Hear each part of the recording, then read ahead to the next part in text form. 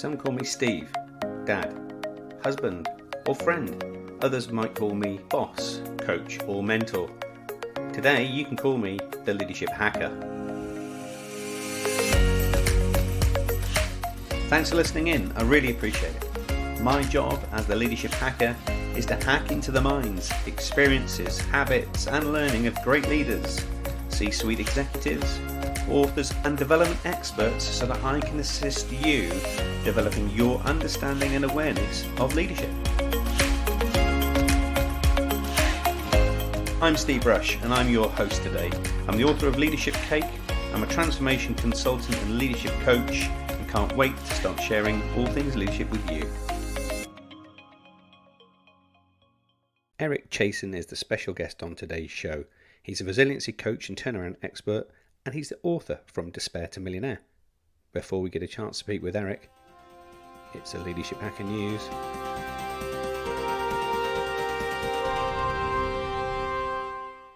In today's news, we explore how Google has created its high-performance culture.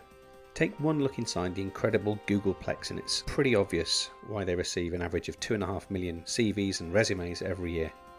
From having nap pods offering on-site massage to providing every employee with 3 square meals a day, Google's really got this absolutely boxed off.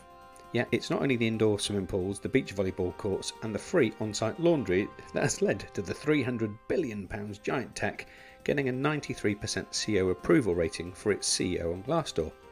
This company doesn't need to be generating millions in revenue to hack the fundamental principles that Google set the team apart. Here are the top 3 lessons that every business can learn from. Number 1, psychological safety is a necessity. In 2012, Google launched an in-depth study to determine what sets the teams apart that struggle to work together and those that effectively meet their outcomes. Google put together a team of statisticians, organizational psychologists, and engineers to solve the dilemma. The project was called Project Aristotle, and it reviewed studies spanning over 50 years as well as every possible characteristic of the teams within the organisation. They looked for patterns of how the teams socialised outside of work as well as inside of work, personality traits, Jungian in its style of introverts and extroverts, and it soon became clear that these traits, the ones that most of us would think most logically that would impact our ability to form, weren't the key ones. And as they dug deeper, they found the understanding of the group's norms, the underwritten rules by which the team governs itself almost, and the characteristics that stood out most was, number 1, psychological safety. Psychological safety is defined as the individual's perception of the consequences of taking an interpersonal risk. In other words, it's how any team member of the team perceives their ability to be innovative and admit to mistakes when it goes wrong. Number 2, it starts with the leader. The impact of having a strong manager wasn't new to Google, but a project that they launched called Project Oxygen back in 2008 was an undertaking to determine the best qualities of the best managers. And in the Google team, they gathered over 10,000 observations of their managers to determine what traits that their employers found most helpful and which were most unattractive and unhelpful. And on the back of Stephen Covey's famous Highly Effective Habits theme, created the 8 habits of highly effective Google managers. And of those 8 habits, number 1 was to be a good coach, 2 was to empower your team and to not micromanage, 3 was to express an interest in your team members' success and personal well-being, 4, they titled it Don't Be a Sissy, be productive and results focused, 5, be a communicator and listen to your team, 6, help employers with career development, 7, have a clear vision for your team within the organisation, and 8, have the technical skills so you can help and advise your team. And the third thing that contributes to a high-performance culture was data is empowering. It should come as no surprise to a tech company that creates enormous amounts of data, complicated algorithms, and makes their decisions based on data that Google takes this really seriously, but they take it to another level. In fact, Google's Human Resources Department is called People Analytics Department because of their commitment to making decisions that flow from data. Google's attention to detail and willingness to look at data from all angles fully to understand how their people are operating and behaving is highly sought after. And whilst Google has spent millions of dollars analysing every aspect of their employees' lives inside and outside of work, the big lesson that smaller companies can take from this is just the importance of regular performance reviews and employee surveys. That's been the Leadership Hacker News. Please get in touch with us if you have insights and information that you think our listeners would love to hear. I'm joined on today's show by Eric Chasen. He's a resiliency coach, a turnaround expert, and author of From Despair to Millionaire. Eric, welcome to the show, my friend. Thank you very much, Steve. Really glad to be here. Delighted to have you on the show. We've been talking about this for months now, so I'm excited to get into a little bit about what you do in the backstory. So for folks that are listening today, just tell us a little bit about what does a resiliency coach and turnaround expert actually do? Sounds good, Steve. Yeah, so I've spent the last year or so working on my book that we're going to talk a little bit about. And at the same time, my book and my story are kind of interchangeable, one and the same. And I went from entry-level positions in just two careers, really, that I've worked in, or two industries, related ones, but two distinct ones, to having a great opportunity to be part of one startup and then a subsequent startup, both of them doing quite well. And so very, very fortunate for that. At the same time, I experienced quite a bit of adversity, in particular during the first startup. And, that was sort of the motivation and the thought behind creating the program and the book, really, to help people. So what I'm doing these days is I'm working with people and with teams, helping them, I like to say helping them bounce back, even bounce back higher if they're going through a tough patch of adversity, if they're needing some extra grit, some extra determination, some extra resilience. I particularly enjoy working with teams and also individuals on their quest for bouncing back and bouncing back higher. That sounds awesome.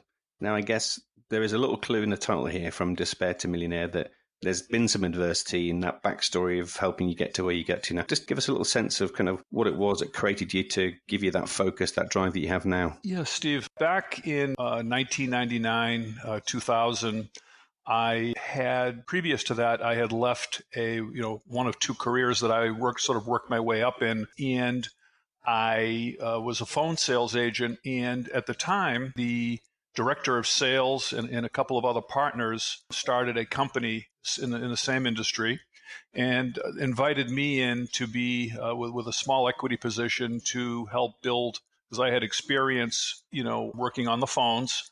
And I had also had previous, for about 10 years before that, in management position. So I was invited in. I was the fourth person in the startup to build out their sales, training, hiring, and performance of the call center.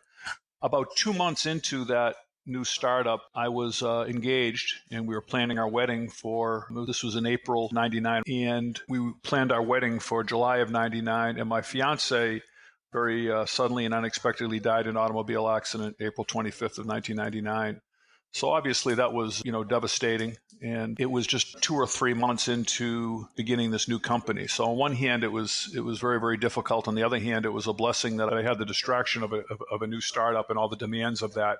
Even with all the opportunity that the startup provided, including a small equity position, it was a startup wage. So I was struggling financially as well as struggling, emotionally with a loss. And about 6 months after that, in and around the beginning of 2000, ended 99, 2000, struggling financially to get some relief, I actually filed personal bankruptcy, which was, a bit of everything that comes along with, financial failure in sort of giving that up. And shortly after that, in early 2000, basically a year from when I lost my fiance, my mom, who I'm very, very close with, in fact, I've dedicated my second chapter of my book to her, and there's a saying there.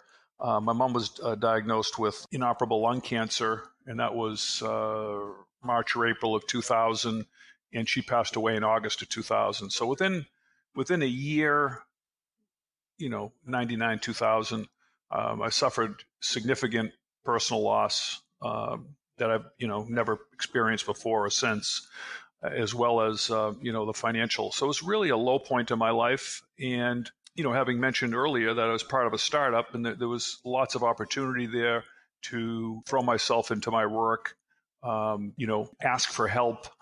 And, I certainly needed it, professionally, colleague-wise, anybody, family at the time. And that's really where my story starts, or the book starts, really, is around those. There's 12 chapters in the book, and really the first 2 chapters sort of talk about the loss and the despair around the loss. The subsequent 10 chapters are really what I feel are, some of the tools and opportunities and blessings really that propel me forward, to 6 or 7 years later, being able to literally become a millionaire. And part of the next startup was pivotal in that, and then actually retire in my late 40s. It's a really fascinating story, Eric, and one that we've spoken about before. And every time I hear you tell that story, that despair is still really quite vivid for you. I can almost feel you emotionally going through that as you kind of describe that. What is it you think that creates that resiliency at that time? Because ultimately, when you look back, you could probably connect the dots. But I think for many people, I suspect they go one of either way, right? Yes. I think it's around, they say hindsight is 20/20, right? When you're living through it, sometimes you just, I can remember trying to read books on, why bad things happen to good people, and, how to go on living when somebody you love dies. And I was joining grief support groups, even, as silly as it sounds, and I talk about this in my book, I joined several months after I lost my fiance. I joined at the time, it was before online dating. It was much more awkward than other than that back 20 years ago. I had such, love and admiration for my fiance, feeling like it was the love of my life up to that point, that I wanted to, see if I could to fill that void. And I was silly thinking, just a few months after her loss so you do a lot of different things. And fortunately, I had a supportive at the time. My mom, she was alive for about a year after or so, and, close with my brother. And we became closer and subsequent became business partners on the next endeavor. And so I had supportive colleagues at work, and I had supportive of professionals, psychologists, that type of thing, as well as, family and some close friends. And that's really, that's what gets you through the initial stage. And I think there's no substitute for time, though, Steve. Time is an amazing. I got that from my mother. When I said to my mom shortly after losing Jen, I said to my mother, Mom, the oldest in my family at 13 years old, my oldest brother was killed riding his bicycle. And I said to my mother, I'm a parent now of a 17-year-old. I said to my mom back then, 20 years ago, I said, Mom, how do you go on? How do you get over, rather, losing somebody so close and so suddenly? And she said to me, Eric, you never get over it. You just learn to live with it. And that's, that really sums it up, Steve. The resilience. It's a long answer to your very good question, though. No, it's a really poignant answer, Eric, too, because I think the whole philosophy of learning through time is part of that healing process, if that's what you call it, or the realization that you still have jobs of work to do for your family and people around you, right? Yeah, for sure. Yep. It's a classic one day, one step at a time, one day at a time. And time is an amazing, you can't rush it, but time really, and it's by no means overstated. Time is really an amazing healer. Sure. And when did you notice the pivotal time then for you, Eric, when things were moving in the right direction? You were getting that momentum behind you and you're on the upward trajectory. It wasn't a straight line or continue. It was more of a take a few steps forward, back, up, down, a little bit more like a crazy EKG than an even blips. So after a few years with that initial startup that I was with when I lost both my fiance and my mom, and had the personal bankruptcy, my brother had this idea after being in high tech, doing very, very well with a high tech company. He sort of wanted to leave the corporate grind and saw what I was doing. I was living in Maine at the time, originally from Massachusetts, and he was still in Mass, but commuting about an hour and a half each way.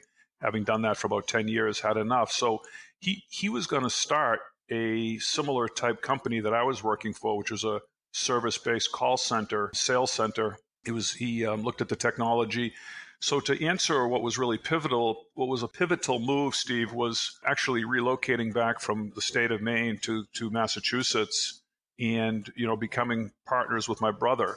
Little did we know. I left a perfectly, good job, and that startup was doing well in Maine, and they went on to do very, very well. They did well in the 2.5, 3 years that I was there, and they went on to do, very well after I left. And we used to kid, my brother and I and a third partner, we all left perfectly good jobs to do this startup here in Massachusetts that we went through like not unusual with startups. We went through a few years of sort of hopping from lily pad to lily pad to stay afloat. And then subsequent to the 3 really challenging initial years, we had 3 very good years, and made the decision to actually sell the company after 3 to 4 really good years. That's great news. And it gives you the evidence, I guess, that perhaps what you didn't realize at the time you were going through was building up those tactile foundations of resilience, right? Yes. And it's, like I said, it's like most things, it's not a straight line. There's, you got to be fortunate for the peaks that you have, and you got to be not too disappointed in the valleys, because that's really what it's about, the peaks and the valleys. And to the extent that you can stay,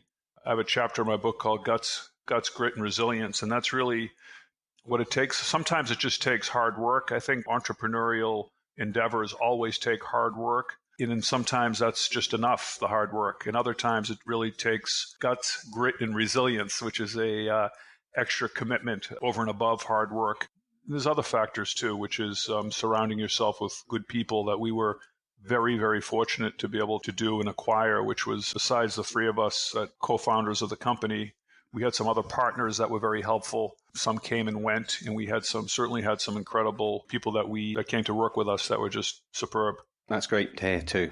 So in the book, From Despair to Millionaire, you talk a couple of things within that. I just wanted to pick apart, because I think it'd be really helpful for our listeners to get your lens on those, Eric. One of which is mentor and mentoring. And you mentioned you had some really good people around you. What role do you think mentors played in your journey to becoming a millionaire? One of the real joys of deciding to write my business memoir was the chapter 3 of it, which is dedicated to the mentors. It's dedicated to mentorship in general, but in particular to a handful. Unfortunately, I wasn't able to get all the mentors in there, because there's more that I had along the way, but I was able to talk about 4 or 5 significant ones.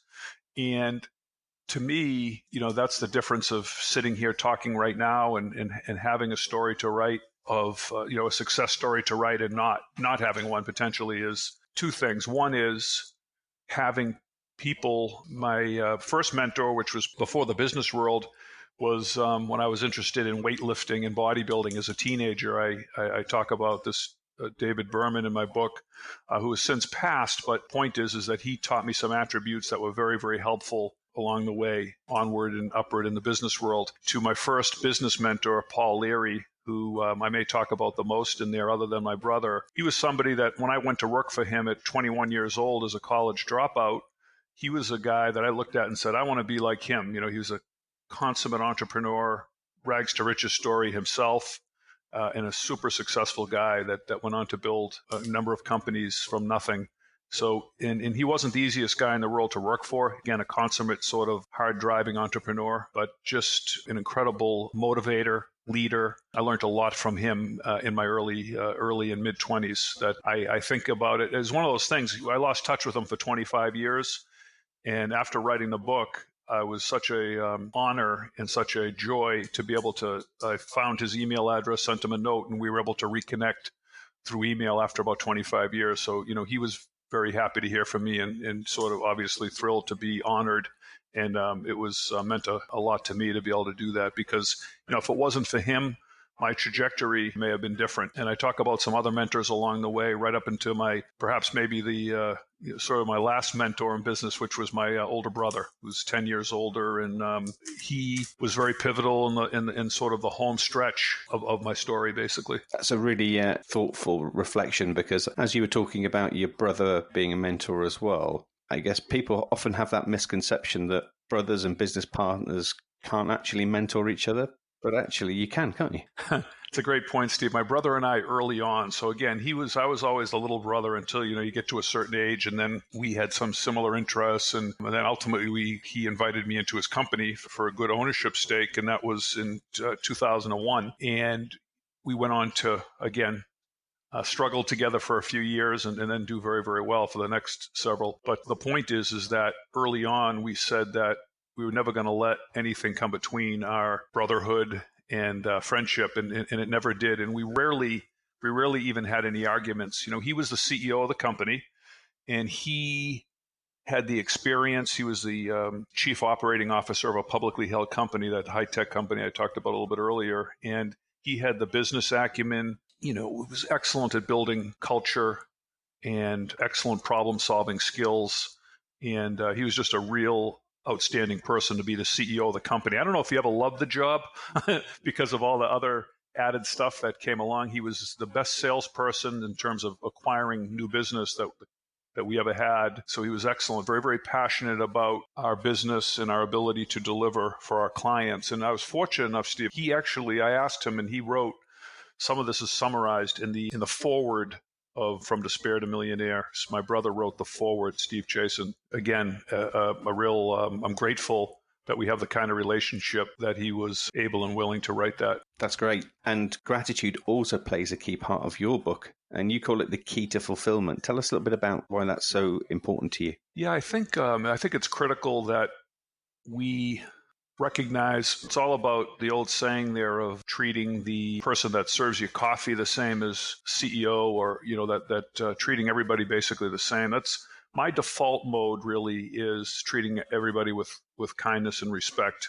That's my default mode. Whether I'm getting my coffee or talking to the CEO of a company that's interested in training or coaching, what have you. And again, the gratitude really comes from recognizing that, we're not able to do it alone. Mentorship comes in to play there as well. So I think gratitude really is just, in humility, really go hand in hand. Being humble enough to be grateful and realizing that, you can't do it alone. And there's a lot to be said for expressing gratitude, whether it's somebody that helped you go up the ladder to success, or somebody that cares enough to make your coffee well enough each day and delivers that kind of service. So it's the old saying of the attitude of gratitude. I try to express that throughout my life. And I think it comes back to me in the form of fulfillment. You know what I mean? In form of people tend to act in kind in return. I love the attitude of gratitude. I love the notion of attitude as gratitude because it just makes you realize that it's a choice that we make. And people are putting themselves out there to do jobs that can sometimes be less than thankful, but the smallest bit of gratitude and recognition can go a long way, can't it? Yes, you bet. It's paid me dividends throughout my life because, a lot of times, Steve, I didn't have a long list of things to bring to the party. I dropped out of college. I started entry level in one industry and worked my way up into supervisory and management probably before I should have. Again, that mentor that I mentioned earlier was very, very pivotal and helpful there. And then after about 10 years in that industry, I started entry level in the subsequent industry that I went on to be in management and equity and ownership, and ultimately early retirement, and then on to coaching, mentoring, and authoring. But the point is that there's a lot of people that helped along the way, and there's a lot of people that I couldn't have done it without them. And I think it's having that attitude of gratitude and treating others well. I wasn't always the easiest leader or manager to work for because, of course, results are important and that. However, I thought, being fair was critical, and treating others well, and which includes treating others fairly and treating others well, is really the best investment you can make in yourself, treating others well.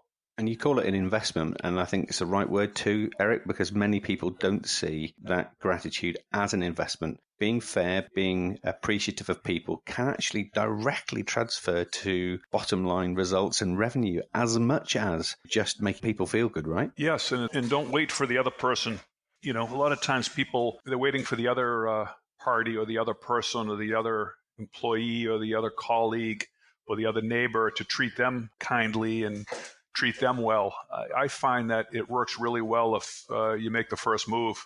9 out of 10 times, like I said, people respond in kind, and they can't do enough for you because they, that's the way, kind of like the way of the world, right? You get what you want in life by helping others get what they need. Yeah, the gift of reciprocity, give to receive, isn't it? Yeah, that's reciprocity is, respect and reciprocation are some of my core values, actually, Steve. I'm glad you mentioned that word, reciprocity. I believe in that reciprocation. Sort of very important for me to return and that comes back to your original question of gratitude, Steve. Reciprocity is a demonstration of gratitude. It is, and I hold those values true myself too. We'll give the folks at the end of the show an opportunity to find out where they can get a copy of From Despair to Millionaire. But before we do that, we're going to turn the leadership lens on you. And this is part of the show where we hack into your leadership mind. So as a resiliency coach and turnaround expert now, you've also been a leader of large-scale businesses as well. So we want to hack into some of those leadership experiences. So from your perspective, Eric, in leading others, what would be your top 3 leadership hacks? Great question, Steve. And, since I only have 3, I like to keep things really, really simple. I learn in simple terms. I try to teach in simple terms, and I find that's very duplicatable and replicatable. I like to think of things like in 3s, in this case, ABCs. So, A being attitude. As a leader, and as a leadership hack here that we're talking about, lead with the right attitude. Attitude is one of those intangible qualities. We can't measure it, but we certainly know when it's there, and we can tell for sure when it's not there. So if you want a team of people operating with a can-do attitude, then lead with that attitude as well. So they're going to just not too much different than being a parent, actually. If you want your child or family to have a good attitude, if you want your team or employees to have a good attitude, it all starts with you, the leader, having the right attitude. So that's one. Also, belief. Believe in your team. Believe in your colleagues. Belief is in faith. If you've hired the right people, believe in them. My brother used to say, I like people that I can give them a rope and they bring me back a horse. I don't have to tell them, how to do that. So believe in your I like that. belief. That's my next hack. So hire the right people, work along the right colleagues if you can, and hire the right people, and have faith and have belief in them. So that's the second one. And the third one really is communication. Is, as you notice, to keep it simple, it went ABC. Communication is paramount. It's in that, it all starts with listening. Listen first, listen often. And that's a oftentimes missing part of communication.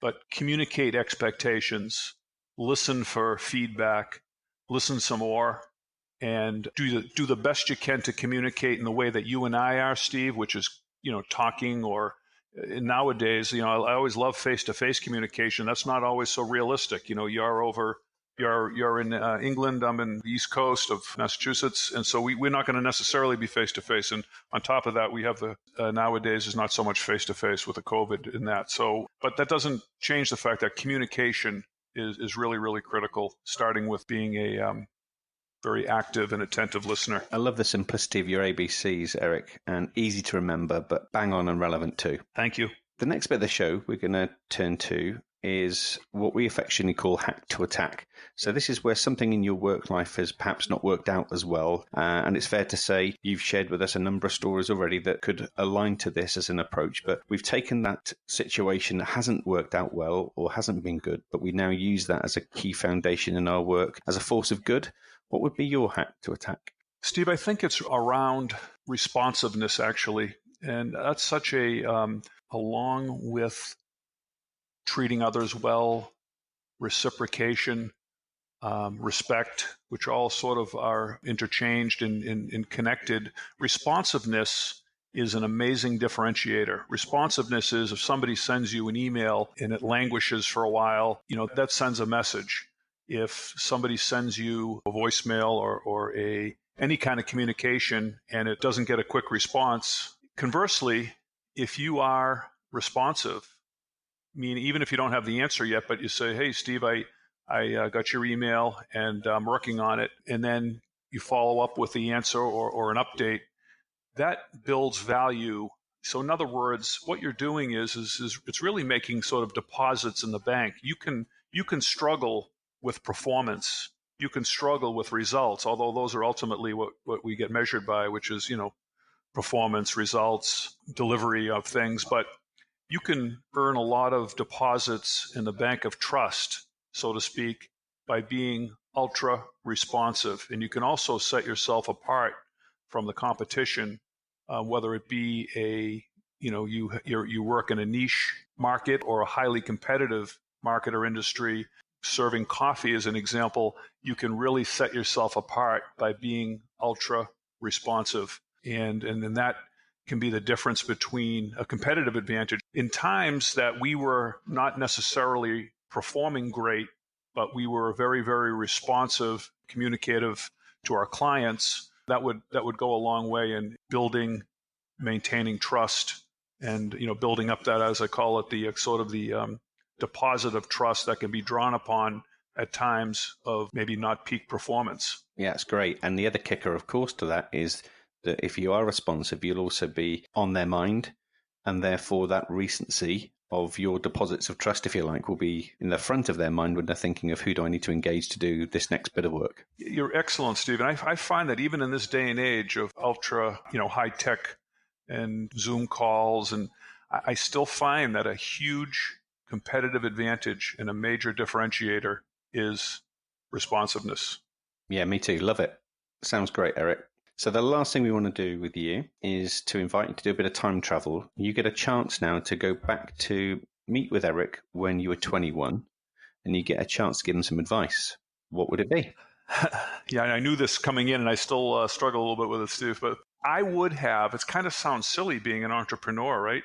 That I would have done anything differently. And somebody that was blessed and fortunate enough to, I don't say retired anymore. I say took a few years off, which was like 6 or 7 years. It started to be a year off, and it turned into 6 or 7. But the point is when I go back to 21, you know what I would have done? I would have gotten a trade. I really respect people, and I work with people in the trades too that are looking to sort of advance themselves professionally. I would have acquired a trade in my where I could fall back on, after being retired for 5, 6, 7 years.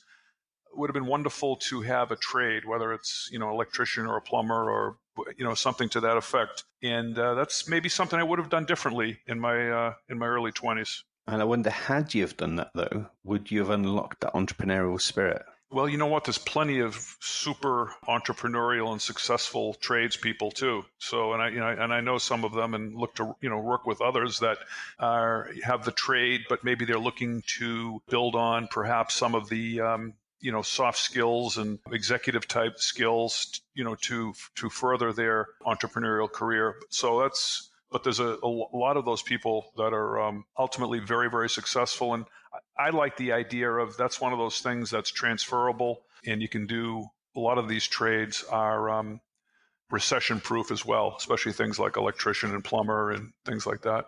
Exactly. But that's just entrepreneurial spirit is devoid, isn't it, of what you do? It's kind of, if it's in you, it's in you. Very well said. And therefore, whether you're a plumber, whether you're an IT geek, whatever the case may be in terms of what you have as a job or what you do with your work, it's the spirit, the drive, the tenacity, the guts, grits, and resiliency, you call it in your book, that will get you there, right? You bet, Steve. Yeah. So it's, like I said earlier, I had oftentimes a short list of things to bring to the party: communication skills, attitude, belief in myself, belief in others.